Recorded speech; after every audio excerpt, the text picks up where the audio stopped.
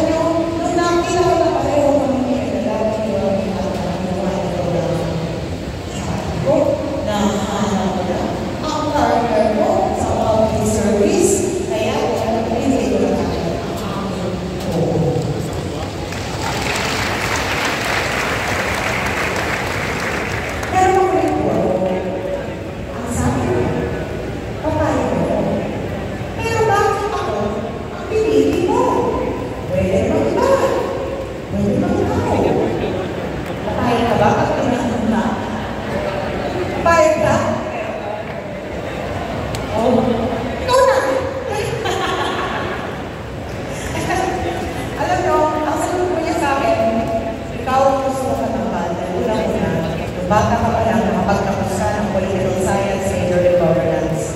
Noong mga panahon na yun, maaari ka naman pumasok sa mundo ng politika. Totoo po yun, dahil nabuhay po ako sa mundo ng politika sapagkat ang aking pamilya, nandun po, simula nang ako'y namulan sa mundo. Ngunit, dahil sinabi ko sa inyo, ang aking pangarap ay maging isang misyonaryo, ginamit ko po ang aking posisyon para tumulong at maging boses ng mga tao. Noong ako po'y bata, ako naging boses ng bata. Noong ako'y naging ina, naging boses po ako ng mga ina. At noong ako ay naging isang broadcast journalist, ako po ang naging boses ng ating mga kapatid na walang boses. At sinabi ni Yorme, gusto niyang ibalik ang kagandahan sa Buhayin ng Maynila program. Naaalala niyo po yun? Simbolis dito ang nakinabang doon. Sino po dito ang nag-date sa Rojas Boulevard doon? Taas ang kamo. Bakit taas nilang kamo? Naging kayo po? Nagkakatuloy kayo? Sabi niyo nag-date nila sa Rojas Boulevard. So nagkakatuloy ko? Oo. I like forever. Hanggang kayo ka rin? Ay, gusto. At diba? Theory, yung isa-isero. Ang dami memories. Ilan na po anak nyo? Ay, isa lang kapaksan mo. Ang dami memories pala. Alam niyo po, tayo lang yun. Hindi naman tayo dito eh. Ito ako kayo. Doon po sa Ross Boulevard, doon po nagpamo sa aking asawa. Alam na ba, nagpako? Ako po ay 43 years old na, may 3 anak, 20 taon ng kasal. Halo nyo? 25. Kurang na po ako. Matanda na ako at marami na po ako pinagdaanan sa buhay. Pero kinukwento ko lang po, dahil maganda ang buhay ng Maynila program. Yan po ang nagbalik sa mapa sa mundo ng ating lungsod, tumulong sa ating ekonomiya, at yan po ang tumusto sa pangangailangan ng mga Manileño. At nung narinig ko po yun, sinabi ko kay Yorme, ipaglalaban kita hanggang sa dulo ng mundo dahil naniniwala ako na ikaw ang napataan natin ng mundo.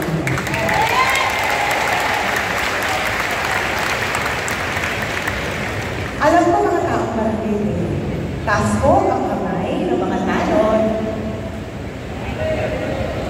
mga lupor, mga DHW, staff, Bausi, meron ako ba akong naiwan? Sweepers! Gusto sweepers! Sweepers! Yan. Alam ko na alam nyo na masipat ako. Dahil dito sa 5 distrito, madaling araw, nag-iikot-ikot po ako sa mga barangay. Kasi sipag po ako ni Yorme. At nakita ko, habang natutulog ang inyong mga barangay, kayo nagmamasid-masid po yan para siguraduhin na makatulog ng mahimbing ang inyong mga kapitbahay. Tama po ba ako? Palakpakan nyo naman sarili ninyo. Diyos ko, hirap ang ginagawa nyo.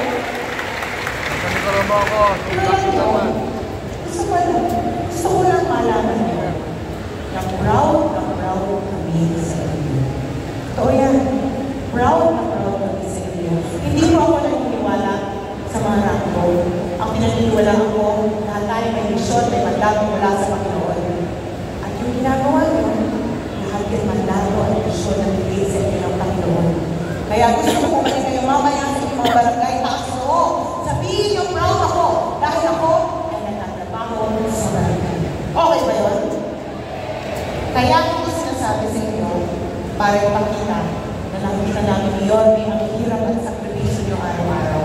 At balang araw, kung nga naman matuloy ang tambalang Yorme at si Atienza, sisiguraduhin namin na kayo ay kasama sa mga programang isusulong namin dahil alam namin ang pagmamahal nyo sa bawat barangay at kaya dapat sabihan sa gobyerno na mamahalin ang tulungan nyo. Alam nyo, ang trabaho kasi ng PCL Garden ay maging presiding officer, pangalagaan ang City Council, gumawa ng mga batas sa pambinansa para makatulong sa bawat barangay, bawat distrito dito sa ating lungsod. Narinig nyo na ang aking mga advokasya. Alam nyo na kung ano ang aking mga isusulong kasama ng ating mga magagaling na konsyal. Kung dati ako ay isang boses lamang, pagmamarapatin ako'y makapasok sa loob ng gobyerno, ang ating mga batas sa isusulong ay magiging boses ng ating mga kapatid na ngayon ay umiiyak dahil hindi po sila naririnig ng gobyerno. Dahil ang magiging gobyerno kasama ni Yorme at Michelle Tienza ay isang gobyerno na may puso at dalawang kamay na mabilis sumilos para masolusyonan ang problema ng bawat barangay. Alam ko may mga nangis na kayo sa mga proyekto at programa ni Yorme noon eh. Kagaya ng insure, tama po ba? Allowance na kulang-kulang daw bilay, tama po ba po? Ayuda, tama po ba po? Eh yung mga food box, sana kailangan namin akiamdahan ang batas para maibigay namin ulit sa inyo ito. Kaya importante na lahat ng Yorme's Choice sa pangunan ni Yorme Isko Moreno Lumagoso ay makapasok para magawa namin ang gusto niyo.